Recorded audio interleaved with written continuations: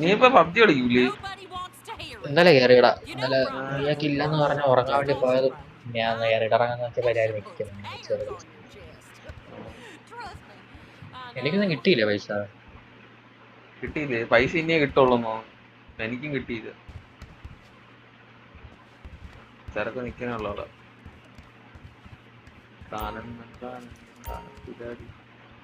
ഇവിടെ സ്നാക്ക് വാങ്ങാൻ പറ്റൂടാ. കണക്ക് പറ്റുമോ? വാളിയാ 2 വിസ്കിയൊക്കെ അടിച്ചിട്ട് പോകും.